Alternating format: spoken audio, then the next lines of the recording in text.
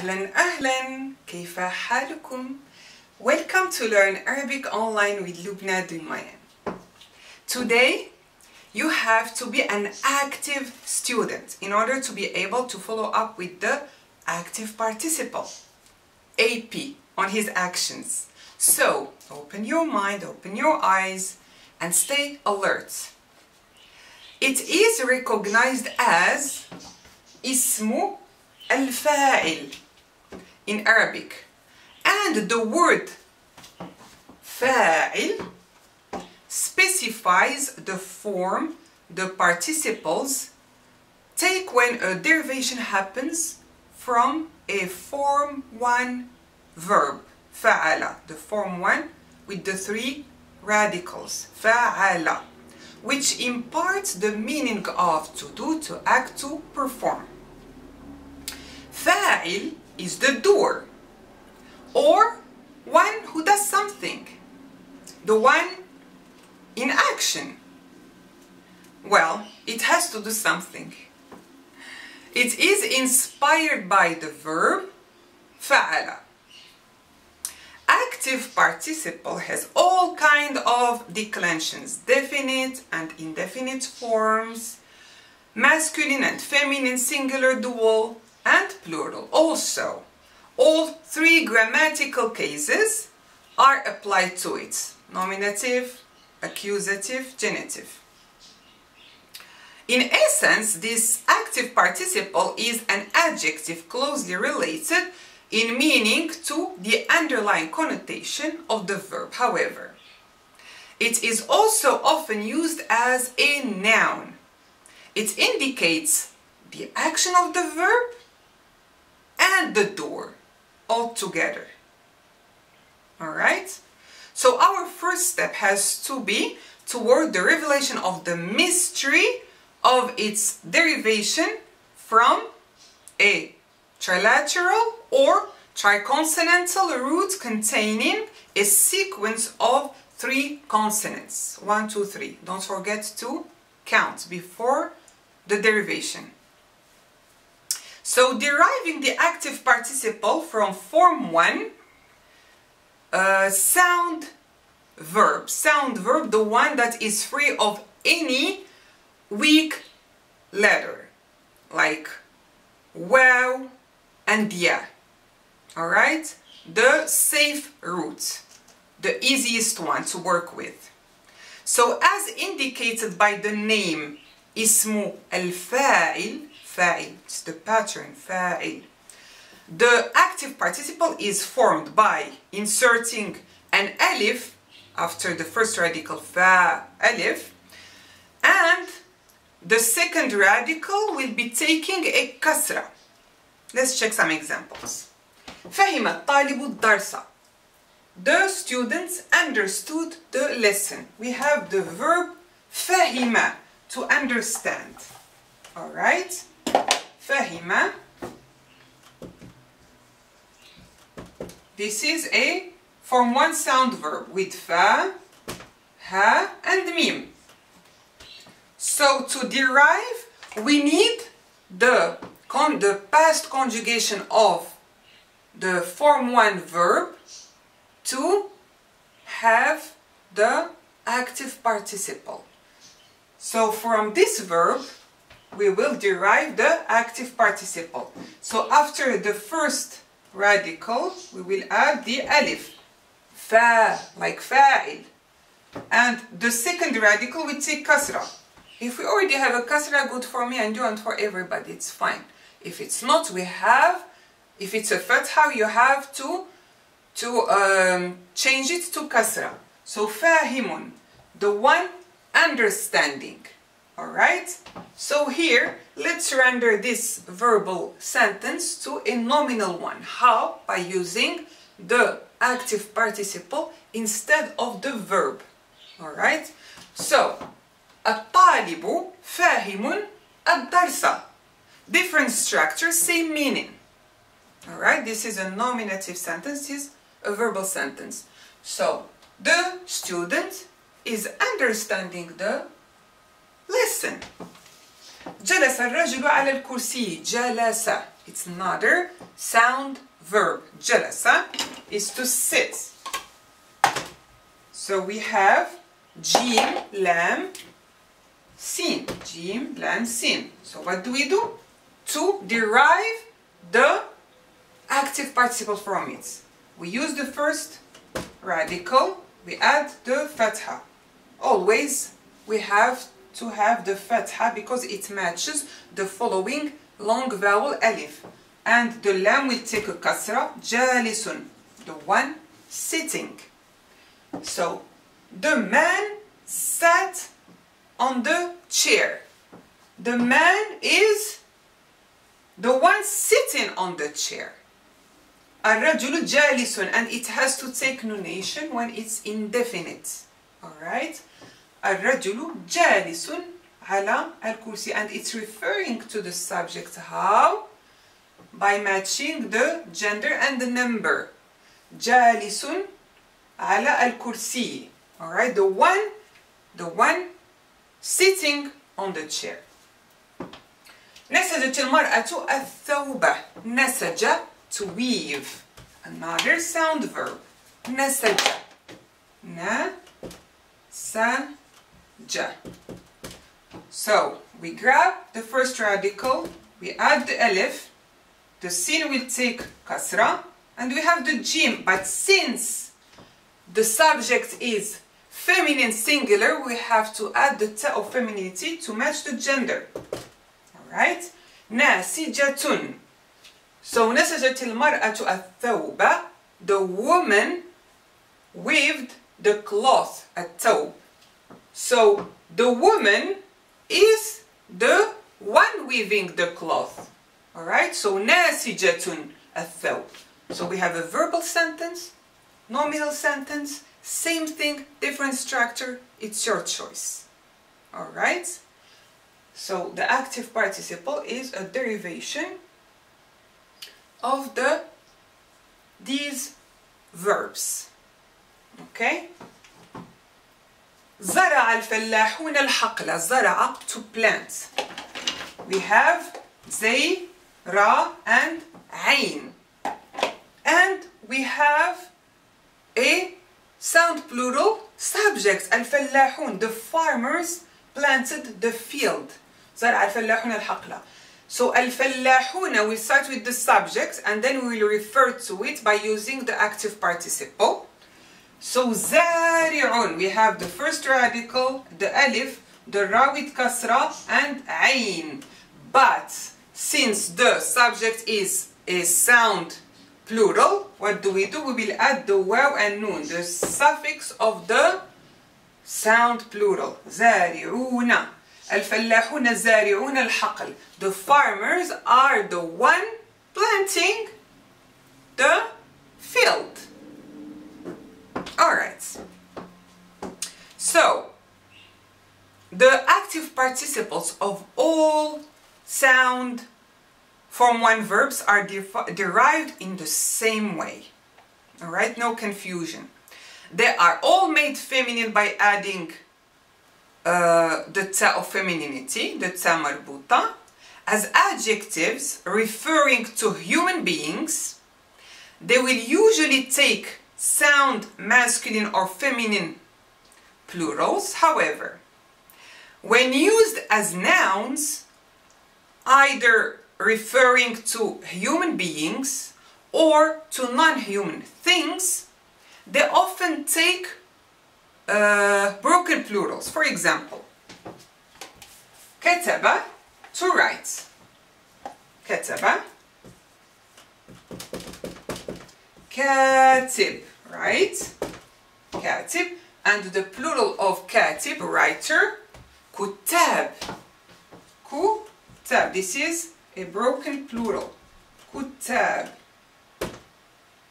Alright? طلب, it's to seek or require. طالب is the person who requires knowledge. Students, طالب.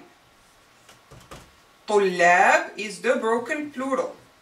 طلاب. Alright? So, how do we derive the active participle from form 1 hollow verb. Hollow verb. The one that has a weak letter in the middle. Alright? So a hamza is inserted in place of the middle radical. How? Let's reveal this mystery. Mala. Mala is to bend or to crook. Mala. We see that we have an alif as the middle radical in this past conjugation. Alright? Mala ghusnu shajarati. The branch of the tree crooked or bent. So ghusnu shajarati ma'il. What happens? So we grab the first radical, mim. We add the alif. The middle radical is alif. We take kasra and we have the lam. Kasra matches the ya. Let's put ya instead of the alif. Ma'il. In colloquial Arabic, you may hear that, ma'il, but not in Fusha. So this will turn to a hamza, ma'il, crooked or bent. So the branch of the tree is the thing crooked or bent, ma'il. Qala, qala, to tell, qa'il, teller. See, zara, it's to visit, zair, visitor. Ba'a, ba'a, to sell. See how easy? Ba'i', the seller. So we cannot have the active participle without this source. This is an important source for the active participle. No life for it without this. Alright? This past conjugation of the verb in the third person singular, mostly we always work with the third person singular. Without it, this cannot be born. Okay? Okay. How do we derive the active participle from form 1? Assimilated verb. Assimilated verb begins with the waw or ya, the weak letters. These verbs are completely regular in forming the active participle. So, waqafa, waqafa, to stand. It starts with the waw, waqafa. It has other meanings, to stop, too many meanings. So, وقفت البنت أمام أصدقائها. The girl stood up in front of her friends. Alright? So let's render this saying. No, I don't want to use the verb وقف. I want to use its active participle. So what do? We grab the subject of the sentence. البنت. Because we'll be referring to it by the use of the active participle. So البنت واقفة. So we grab the first letter, wow, we add alif, like we have done before. Qaf will take the kasra and fa. Since البنت is feminine, we'll add the taw femininity, واقفة. The girl is the one standing in front of her friends. Alright? واقفة. Here we have a nominal sentence. البنت واقفة أمام أصدقائها. Or وقفت البنت أمام أصدقائها. Same thing. وجد, to find. واجد, the one finding. Alright? And so on. Alright, how do we derive the active participle from the geminate verb? Form 1.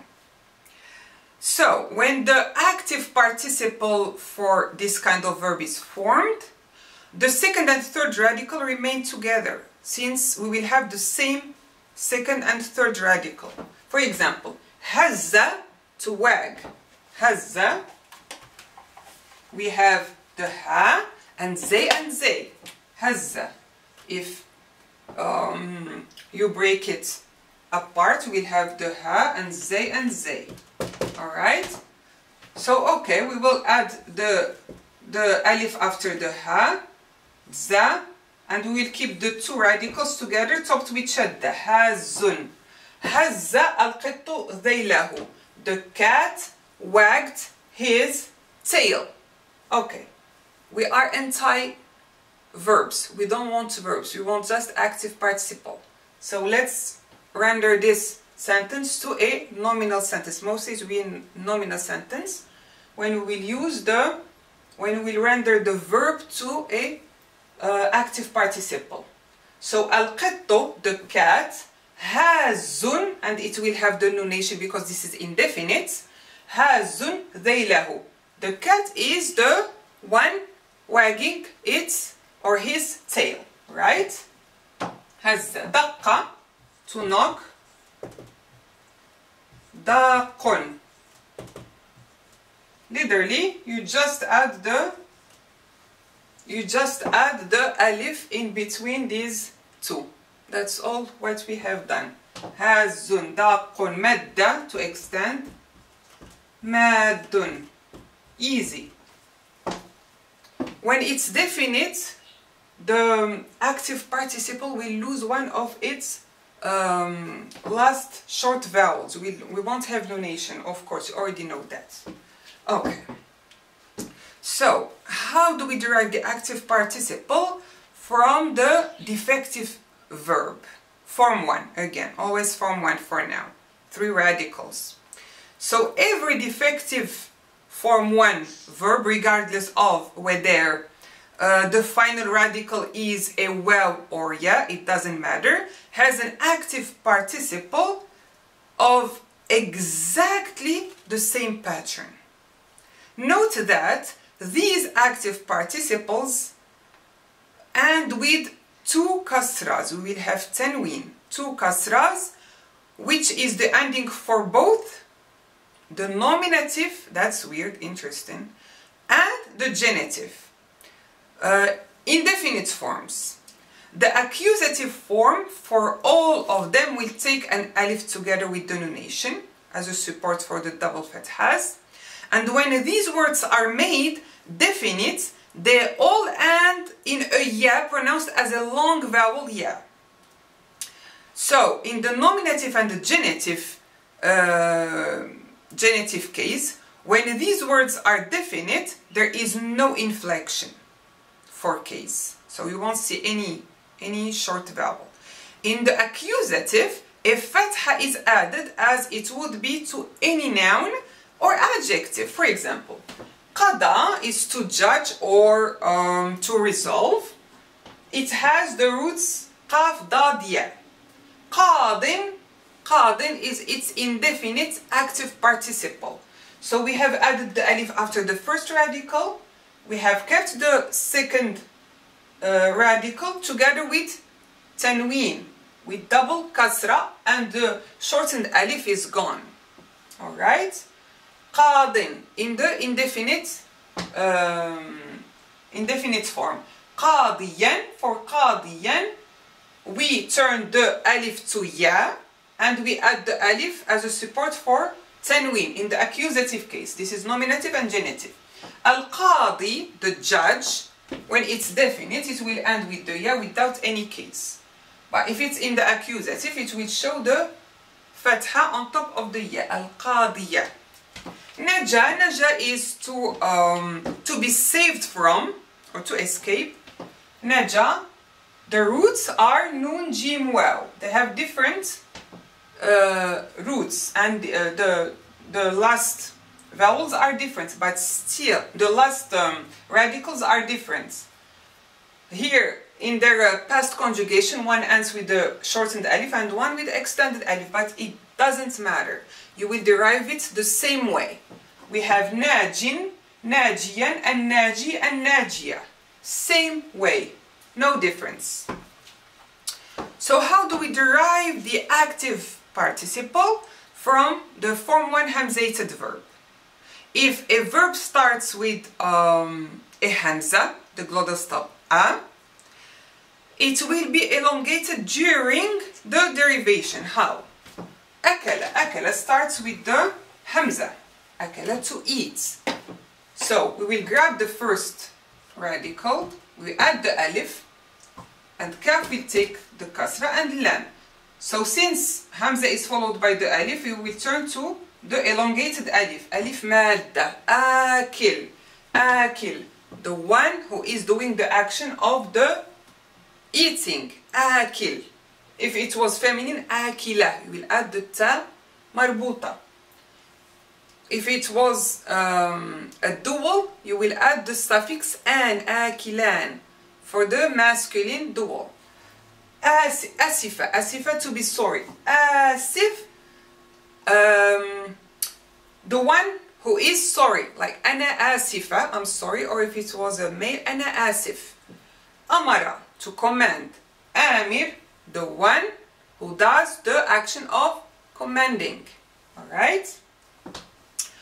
What if we have more than 3 roots? If you count and you find that you have 4 roots, 4 radicals, or 5 or more. So what's gonna happen? This time we will need the conjugation of the verb in the present tense. Third person singular masculine. Present tense, the imperfect indicative.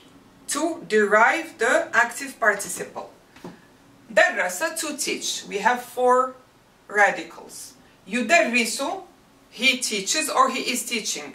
We get rid of this prefix of the conjugation you and we substitute it with mu, mudarris, mudarris. This is a familiar word, mudarris, a teacher. So mudarris is the active participle of darrasa, the one who is teaching. So this is the history behind the word mudarris. Alright, now you know the secret.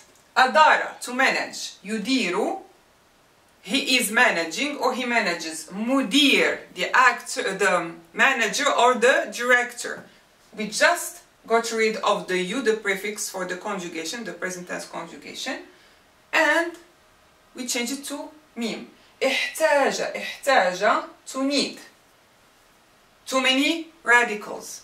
Yahtaju, he needs. Muhtajun, needy. Very easy, right?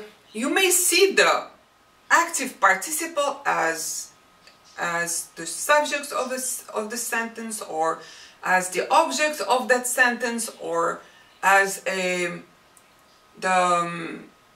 adjective of the sentence. It's not always a subject because of its naming. So when you say ismul fa'il, it's not fa'il. Fa'il means subject. This is ismu al-fa'il, the active participle. For example, كرم المعلم الطالبة المتفوقة. المعلم, علم, to teach. معلم is the past, active participle of to teach. Here is the subject of كرم. الطالب, طلبة is to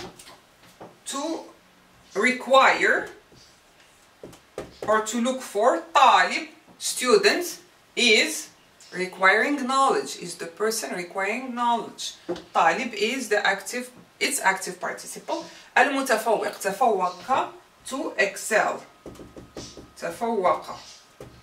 So we have 3 active participles: subject, object, and its modifying adjective. الطائر يحلق في الجو. الطائر, from the verb طار. طار is to fly. This is a hollow verb, like مال, مائل, قال, قائل, طار, طائر. طائر is a noun. The bird flies in the air. الطائر يحلق في الجو. Here we have it as a noun. اشتريت المصباح من الصانع.